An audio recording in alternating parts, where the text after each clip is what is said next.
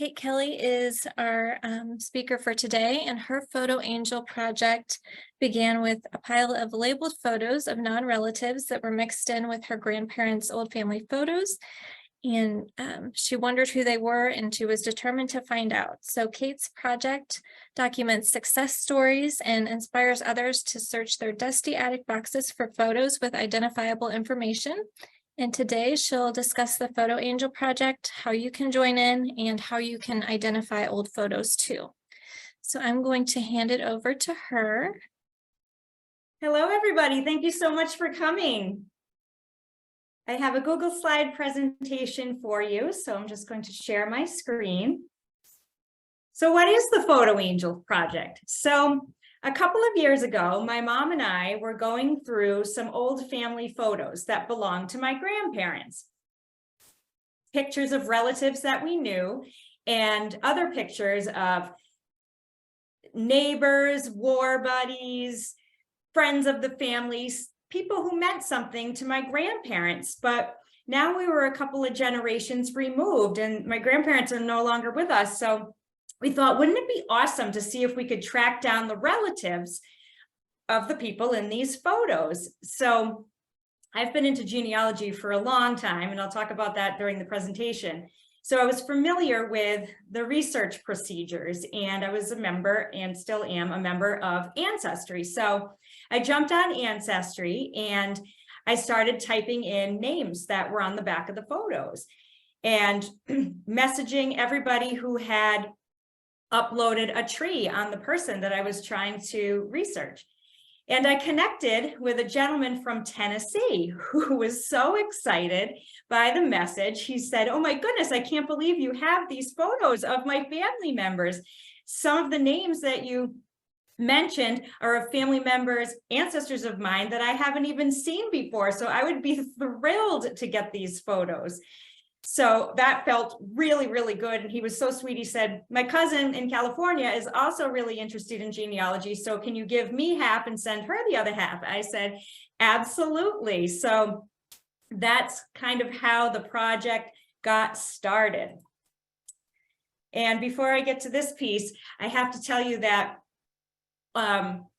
that first success story felt so wonderful. And it triggered a memory of when I had gone to antique stores in the past in search of other things. And I remember seeing a box of photos for sale with price tag on them. And I couldn't wrap my head around the fact that somebody's relatives were for sale. So there was an antique store down the school from where I teach, and I stopped by one day after school and I started digging through the boxes, and I purchased all the photos that had labels on the back. And by labels, I mean first name, last name, and location. I'll talk a little bit about that as we go through the presentation as well. And I just started following this procedure and meeting with success, and I thought, oh, you know, I want other people to experience this same joy. So maybe I'll start a Facebook group and start chronicling these stories. So that's what I did. And then people became interested and started to participate. And it just took off into this wonderful passion project. So I would be remiss if I didn't mention three key people who inspired me along this journey. So first, we have my paternal grandmother, Hazel Chapman Norton, my dad's mom. She was a public school teacher in Bristol, Connecticut. I live in Massachusetts, but my roots are in Connecticut. She was a member of the Connecticut Society of Genealogists, and she introduced me to genealogy as a child. I just couldn't get enough of it. I thought it was so fascinating, and this is pre-internet. So she showed me how to fill out the old-fashioned pedigree charts, last name, comma, first name, middle initial, so that you could follow your lineage. And when she took out the boxes of the family photos to go along with it, with the names, it was just like these people came to life, if you will. I was a sponge, and I loved it so much. She instilled a sense of pride in both my English and Norwegian ancestors. Our family is really fortunate to have a steamer trunk that came over from Oslo, Norway, from her grandparents. I also grew up knowing that I was the cousin of Louisa May Alcott, the author of Little Women, through her husband, my grandfather's side. And through this line, I was able to join the Daughters of the American Revolution through the Alcotts. And I was also able to join the Mayflower Society through one of her ancestors, Governor William Bradford. And I wish she would have known that she was a descendant of his. This discovery was made after she had passed, because she absolutely loved American history. The next person who inspired me for my love of old photographs and genealogy was my grandfather, my mom's dad. His name was Walter Strawn, and he was a World War II veteran from Connecticut who served in the Pacific Theater. He was an exuberant man, just full of life, full of love, very affectionate, and he was very, very proud of his family history, especially in his Civil War ancestor, Private James Strawn, who suffered and died at Anderson prison camp in Georgia. A few Veterans Days ago, a few veterans, that didn't make sense, sorry, I'm a little tongue-tied. Previously, on a Veterans Day, we had visited Andersonville to pay our respects. And let me tell you, what a beautiful, well-kept national treasure with a wonderful museum. Even if you don't have an ancestor that is buried at Andersonville, it's just such a sobering experience. So my grandfather was big into the oral histories and visual genealogy, if you will. So he had created photos, framed photos of both his side and my grandmother's side, where it started with his Civil War ancestor, a picture of him, and then his four boys, one of whom I'm descended through, and then all the way down to my uncles and my mom. And it just prompted so many wonderful questions about the family and genealogy. Again, as a kid, you're a sponge and you ask all these questions. And it was always so much fun to go to Connecticut and visit my grandparents. It was a very special treat. And this is of course very important, especially for this project, stressed the importance of labeling photos. He was really good about it, as was his sister, who you'll meet in the next slide. They labeled everything. So I'm very fortunate, very blessed to have ancestors on both sides of my family who were into genealogy and provided me with this wonderful foundation to start with. And so not only did I have the genealogy coming at me from both sides of the family, but the teaching gene as well. So I think my career was very determined before I was even born. So this is his sister. This is my great aunt, Genevieve Strawn, my Aunt Jen. She was also a public school teacher and very passionate about genealogy. She never married or had kids, so she traveled and she went over to England and Germany in search of information on our ancestors and did very well, brought back some key information for us. And she passed down meticulously labeled not only photos, but heirlooms as well. And because I was interested in genealogy, I became the curator of all of the artifacts on this side of the family and heirlooms. So I'm so thankful that she attached notes to virtually all of the items that were passed down. So for example, I have this beautiful pin brooch that belonged to her mom, my great grandmother, and she attached a handwritten note talking about how it was her mother's favorite pin and where she bought it and everything. I mean, if that wasn't there, I could have guessed that it was her mother's, but I wouldn't have known. So I thank her for labeling those pieces for posterity. All right, so what was your first success story for the Photo Angel project? So this is the photo that was one of the photos that was in the pile of pictures that my mom and I were going through. So this gentleman's name is Jim Frank Strawn. He was from Adamsville, Tennessee. Somehow my great aunt, through genealogy, connected with this Strawn family from Tennessee. Now, our Strauns are spelled S-T-R-A-U-N, it's English, and these Tennessee Strauns spelled it with a W. So she wasn't able to make a blood connection, but a wonderful friendship ensued. So we had the pictures of his side, and there were nice pictures of my great aunt and her sister visiting these Strauns down in Tennessee as well. So it just felt so wonderful to get these pictures back to where they belong. So success, what's next? I started to hit up the antique stores and the flea markets. I told you the story about seeing the old photos and how my heart sank to the floor. So I buy the photos again that are labeled, first name, last name, locations preferably. You can get away with a first and last name without a location if the last name is atypical, but John Smith with no location isn't going to get you very far. Yeah, so I started researching. I also joined My Heritage, where I do my research as well. And I use Find a Grave. All right, so I found a labeled photo and I'd like to return it to a relative. Where do I begin? So these are the 3 sites that I use most often. And I recommend that you start with the genealogy websites, and I'll explain why. And I understand that the first 2 are paid subscriptions, but oftentimes libraries will have subscriptions so that you can do research at the library. And so what you need to do if you decide to start this project is to reach out to the family members who have uploaded family trees on the person in the photo. I cast a wide net and just see who responds, and I get a variety of responses. I get, of course, the most exciting response is, oh my gosh, that's my great grandfather, I'd love to have that photo.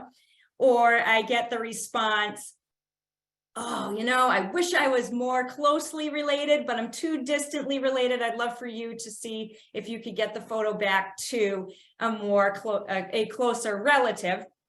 But, and I'll take a digital copy if you have one, which of course I'm happy to provide.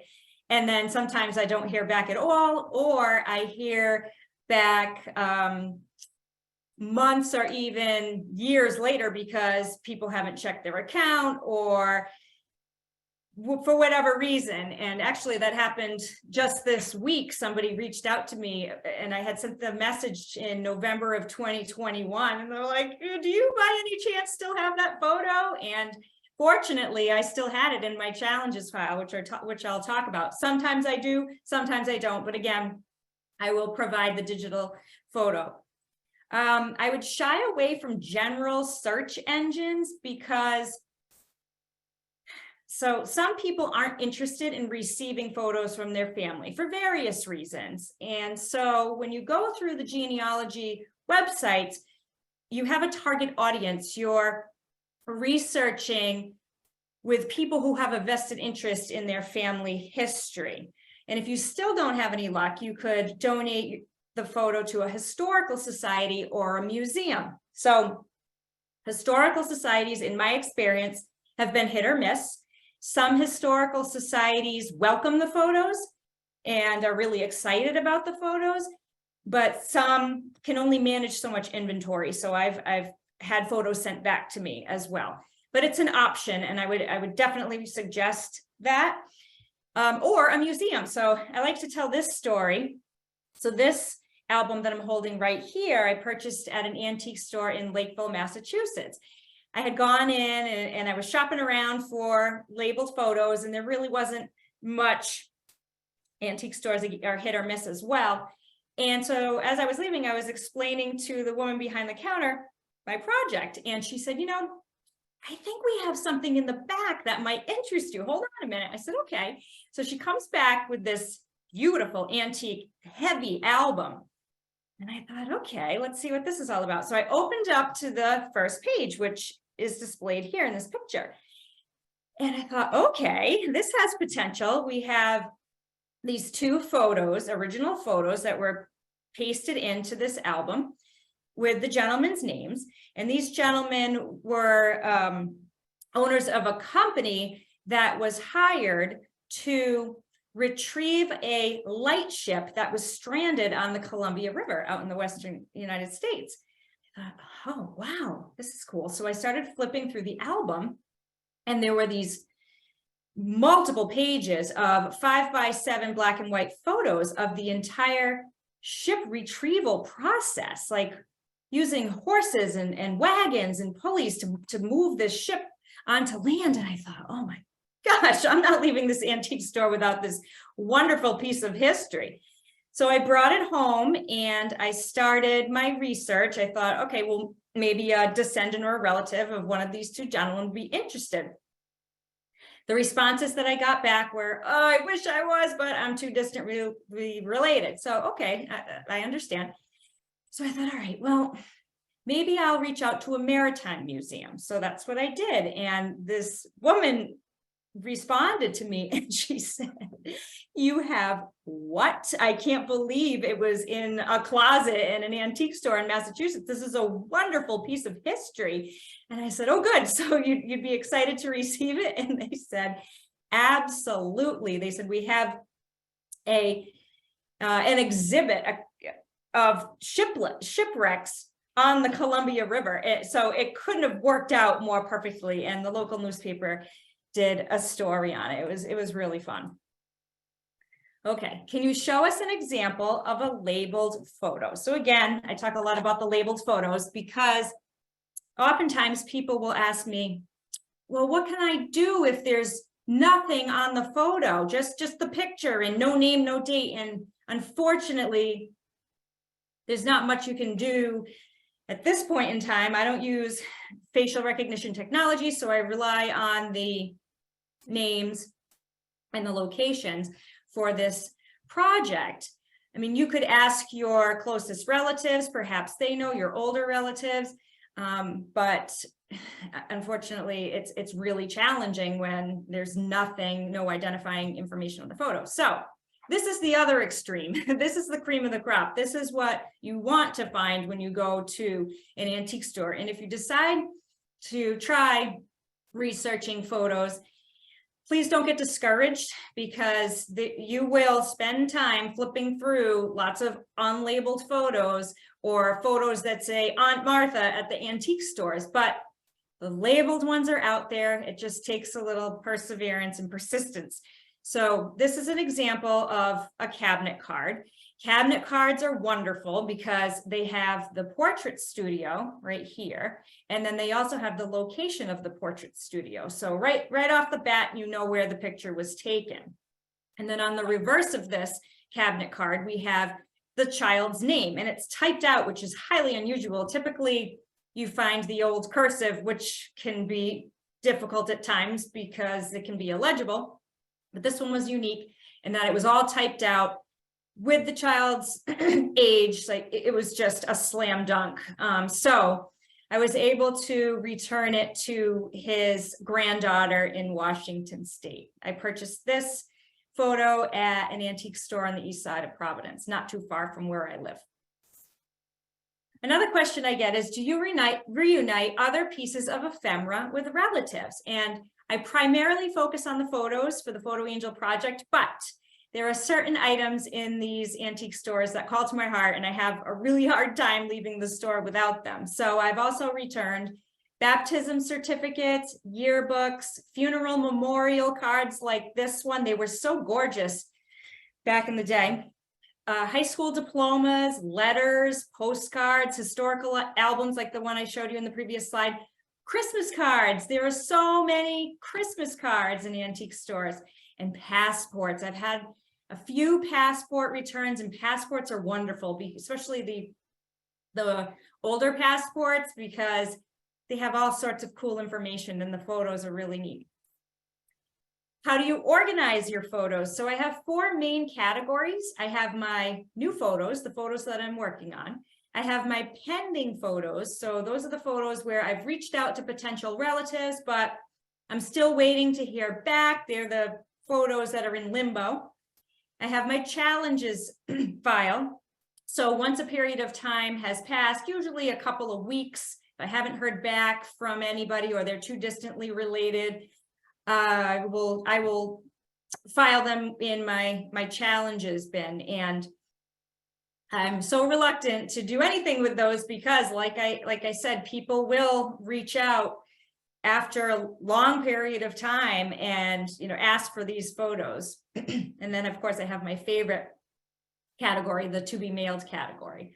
And these photos are going all over the US and internationally. So it's so much joy. What is your greatest challenge? So my greatest challenge is when potential relatives don't reply to my messages because they think I'm a scammer. And I totally understand. There are scammers out there, people are hesitant. So I try to provide as much information as possible when I reach out. I explain the project. I put down all the information that's on the photo so that they're more reluctant, they're less reluctant to respond. Okay, so I have a couple of photos to share with you, a couple of photo stories. This one's my favorite. So I was giving a presentation like this, but in person for a historical society in Rhode Island. And this woman came up to me at the end with this gorgeous album. And she said, I bought this about 50 years ago in an antique store, and I've tried over the years to reunite it, but I really haven't had much luck. So here you go. And I was like, are you kidding me? Like, this is beautiful. Everything was labeled. And I've been to quite a few antique stores now through this project. And I know how much these gorgeous antique albums cost. And she said, no, please, it's my donation. Work your magic, see what you can do. So it actually didn't take very long. I connected with this gentleman who's in this picture. His name is Stuart Bratesman, and he's from Freeport, Maine. And he said, oh my goodness, Kate, he said, I'm related to virtually everyone in this album. He said, see this little boy right here? That's a picture of my dad that I've never seen before. And his dad, my grandfather, and everybody else was aunts, uncles, cousins. There were only a couple of people that we couldn't match up as family members. So I said, okay, it's yours. What's your address? I'll mail it up to Maine. He said, oh no, he said, I'm retired. I want to come to Massachusetts, meet you, and pick up the album. So I said, okay. So he came down one afternoon and we had a wonderful time. He brought his laptop and we went through each photo and verified the relationship to him with each of the people. And I can't even put into words how wonderful this whole experience was. So not only did he have this album of all of his relatives, there was a historically significant photo in the album. The photo here of his Civil War ancestor who had published a book on his experiences surviving multiple prison camps throughout the Civil War. He had never seen a picture of him either. So it was just unbelievable. And not too long ago, my family took a trip up to Maine and met up with Stuart, and he said, I'd love to go with you to the antique stores and see the process firsthand. So he came with us, and he said to me, he's like, oh, Kate, he's like, I can see why this is so addictive. So he's having fun now, keeping an eye out for labeled photos up in the Freeport, Maine area. And I just love that he is a retired photographer. I mean, how fitting for him to receive this beautiful album of all his family photos after years of photography. Okay, another story that I like to tell is of an anonymous donor. This woman reached out to me and she said, I don't want anybody to know my identity, but I'd like to send you this old book of poems. And included in this book of poems was an obituary, and tucked in with the obituary was a photo of an adorable photo of this little boy, but there wasn't anything on the back. It was one of those old-fashioned postcard photos. And she said, the problem is I don't know if this is the person in the obituary, Captain Darwin Smith, or if it's just a relative of his. So good luck. Hopefully you can track down a relative and find the identity of this little boy. So again, I used my typical methods where I reached out on the genealogy websites And I connected with a niece. And I explained the situation, and I emailed her the picture, and she said, oh boy, she goes, it could be, but I'm not 100% sure. She said, but I know who will know. She said, I will ask my great aunt if who the person is in this picture. We'll get a verification. So she wrote back and she said, my great aunt confirmed that this is the person in the obituary's son, her Uncle Bobo. So Uncle Bobo is now back in the hands of his niece, or grandniece, in Atlanta, Georgia. So that was a fun one.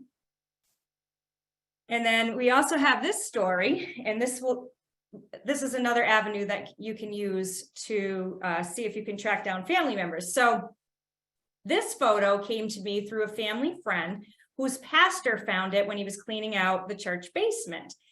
And so it was great because it had the name of the portrait studio on it, and it was from Athol, Mass, and his name was on it. So I thought, all right, well, this shouldn't be too hard.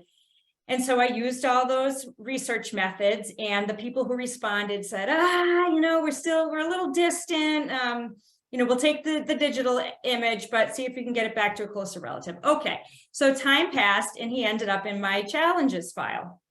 Veterans Day rolled around. I thought, I really want to get this picture home. So I have a YouTube channel, and I do a segment called Featured Photo, where I will take out challenges and do a little story on them. So I thought, all right, well, I know he's from, or at least the photo was taken in Athol, Mass. Why don't I try joining an Athol, Massachusetts Facebook group, share the video. You never know who knows who, especially in the smaller towns, and who knows, right? So a reporter reached out to me and she said, this is really cool, and I'd like to help you track down his family member. So she ran a story on it in the local newspaper, and it caught the attention of his daughter. And it was really cool because I found out that the daughter lives in the next town over from me. So it's really special when you get to hand deliver the photos. Again, they're going all over the country and internationally, but when they're local, it's wonderful because I love meeting the people. I love seeing the resemblance. She looks so much like her dad, and hearing their stories in person. So that was a fun one. What is the most, I can't see it because this is here, hold on. Okay, what is the most rewarding part of the Photo Angel project? So the most rewarding part is handing them to the people who are local. So this gentleman over here on the right didn't live very far from me, about an hour from me. And I had found a picture of his dad at his 1926 high school graduation. So he said, oh, I don't want you to just mail it. I want to meet you. So we had an awesome afternoon, and he brought his family album. They were Italian immigrants, and they came over and they started a dairy farm, but very humble means. And he was showing me all of his relatives, and it was just really special. And this dairy farm ended up being really successful and popular, a popular milk distributor in that metro area. So that was a wonderful experience, and he was very excited about the project, very, very positive, and he just had wonderful things to say. And then I was also invited to a family's Thanksgiving dinner to return photos. That was really cool too. Talk about being reluctant at first. I'm like, are you sure? I'm like, I'm hosting, but I can stop over for dessert. And so my husband and I went to this family's house in Rhode Island one Thanksgiving, and they were wonderful. It was a family of medical doctors. And so the older relatives were there, and they were talking about the people in the photos that we had found at a local antique store, and just a wonderful, memorable Thanksgiving. And so when I can't hand deliver the photos, it's really fun when people who have received them share pictures of themselves with the photos. So this is an example of a photo right here that I had purchased at an antique store in Virginia when our family was taking a road trip down south. And I connected with this gentleman, and I said to him, are you related to the people in this photo? And he said, without a doubt and related to the people in this photo. I said, okay. I said, what's the relationship? He said, well, you see this little boy right here? That little boy is me. And these are my parents. And so I said, oh my gosh, that's unbelievable. And I said to him, do you remember sitting in a portrait studio to have that picture taken? And he said, no, I don't. He said, but I'll tell you, I can't thank you enough for returning this photo because it brought back such wonderful memories of my parents.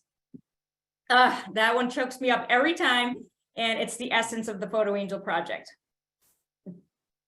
What is your largest photo haul so far? This is another really cool story. So this couple right here renovates historic homes. They heard about the project and they said, would you be interested in a couple of steamer trunks full of photos and other pieces of ephemera that the previous owners left behind? I said, absolutely, road trip. So it was the dead of winter and we went up to Maine and they were so cool. They were on the floor with us digging in and helping us make piles of all the labeled photos.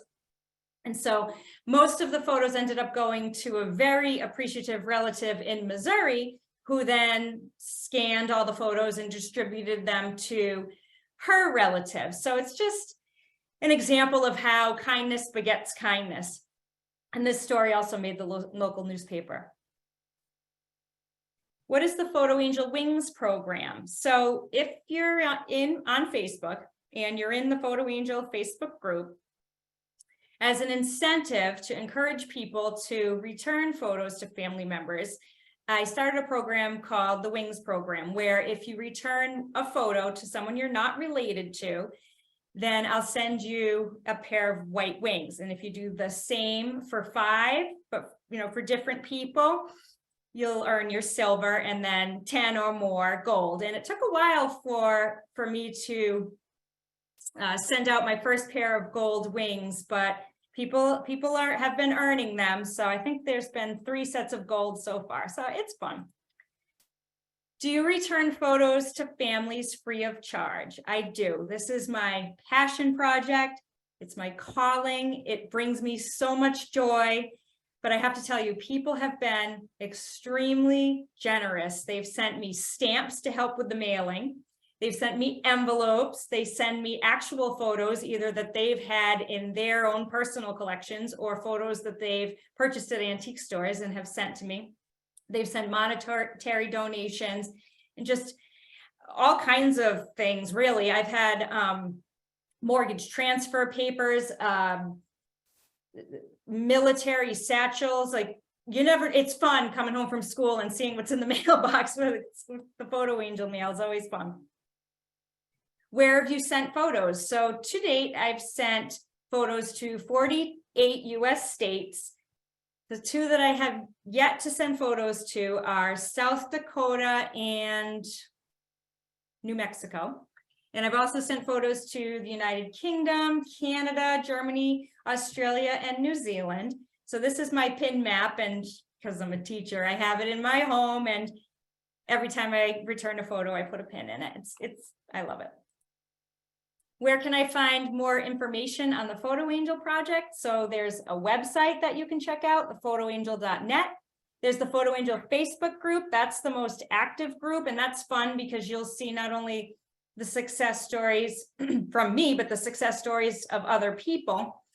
An Instagram, as well as the YouTube channel. And then I've just selected some of the media outlets that have featured the project. So we have the NBC's The Today Show did a story on it, Family Tree Magazine, the Boston Globe. I have to thank the Boston Globe again. They put the story on the map. Actually, it was the story that was published in the Boston Globe that caught the attention of the producers of the Today Show. The Daughters of the American Revolution has their own publication. They did a story on it, as well as the Mayflower Quarterly. Guidepost Magazine did a story. That's a Christian magazine. And I've had some interviews with Boston news stations and programs, and an international newspaper story that was done about mortgage transfer papers from the late 1800s, early 1900s in England, sent to me by an anonymous donor. So that was a cool one. Right. Thank you very much. It was a great presentation, and it was great to learn more about your project. And I loved your map. I love that you're keeping track of where you're sending the photos. So that's very neat. So we do have some questions for you. Okay. So the first question is, what suggestions do you have for photos without names found at a junk sale? I know that is so hard and so heartbreaking. If there's no identifying information and it wasn't in your own personal collection, it's really hard. At this point, they're lost to history. I work with the labeled photos for this project. Yeah. All right. And our next one is, how much do the photos typically cost you? And the person was wondering, do you ask people to reimburse you, which I think you mentioned that that you send them for free when you identify Yes, the relatives. Right. So return photos are my treat to families. And I would say on average, like your typical cabinet card costs around $5. But again, that's my area of the country. It could be more in different parts. But like a snapshot from the 1940s might cost $1 or $2, where some of the older ones, especially Civil War photos, they're going to be a lot more in price. And do you buy photos on eBay, Etsy, or any other online? No, I haven't, but because I like the thrill of the hunt. I mean, I like to get in there and get my hands dirty, if you will. Yeah. But you certainly could. Absolutely. And let's see, another person asks, what is the reason many of these photos are found in stores? Do family not want them? Yeah, great question. So based on the conversations that I've had with antique store owners, they acquire most of the photos through estate sales. So somebody passes on, they go through the estate, and items are acquired and sold at the antique stores. So some families, they don't want them for various reasons. And so that's how they end up there. The majority of them. Of course, there's other circumstances as well. Actually, the story that I told about how I was invited over for a Thanksgiving dinner to return some photos, that family had shared with me that someone in their family had fallen on hard times and had gotten into drugs and sold all of the family heirlooms. So that's, different types of things happen. Let's see here. So we also have a question about facial recognition. So do you use any facial recognition to identify photos, or do you have one that you would recommend? No, I don't. I rely on the labels. That's why I'm always looking for the first name, the last name, and the location. Yeah. And how do you keep it all organized? How do you store the physical photos when you search for their home?